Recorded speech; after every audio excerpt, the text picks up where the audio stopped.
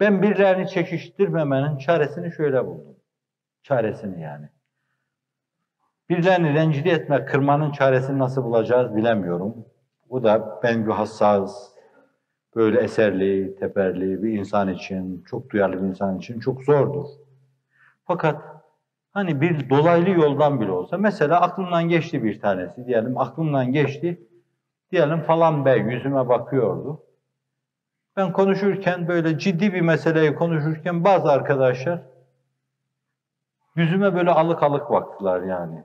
Temkinle, dikkatle o meseleye gereken önemi vermiyor gibi geldi diyorum. Bunda gıybet yoktur şer'i şerife göre. Ne kitap ne sünnet bunu gıybet saymaz. Fakat ben vicdanen rahatsız oluyorum. Diyorum ki zımni, arkadaşımız benim hayalime geldi. Ben daha ziyade onu kastederek bu sözü söyledim. Mutlak müphem söyledim ama kimse anlamadı bunu.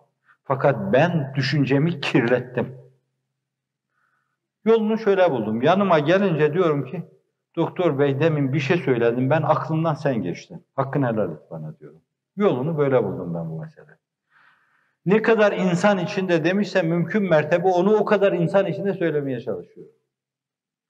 Ve bu defa ağzımı açıp bir şey konuşacağım zaman sonunda işin ceremesi karşıma çıkıyor benim. Hesap ağır yani. Orada milletin içinde onurun, itibarın, gururun, orada el öper gibi böyle tükürüğünü yalar gibi konuşacaksın.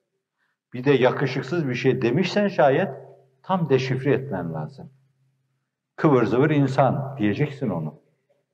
Yoksa arkadaş ben seni çekiştiririm hakkını helal et değil yani. Arkadaş ben sana kıvır zıvır bir adam dedim diyeceksin. Yoksa ahirette o vebanın altından kurtulamazsın. İşte şiddette, hiddette, öfkede, bağırıp çağırmada, kırıp geçirmede de. Zannediyorum rencide ettim. Hukuku geçti bana.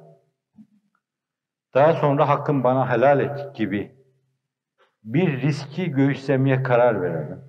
Kendimizi ona göre programlayalım. Zannediyorum baştan öyle bir şey yapmaya tevessül etmeyeceğiz. Çekiştirenler, böyle davrananlar yılan gönüllü, yılan dilli insanlardır. Bu yılan dilini koparmanın, o yılan gönlüne bir fermuar vurmanın yolu o işi pahalılaştırmaktır. O iş size pahalıya mal oluyorsa zannediyorum tevessül etmeyi biraz düşünürüz herhalde. Düşünürsünüz demeyeyim, neme lazım. Siz hiç yapmıyorsunuzdur onu. İnşallah. Evet, bu da çok su götürür bir mevzu.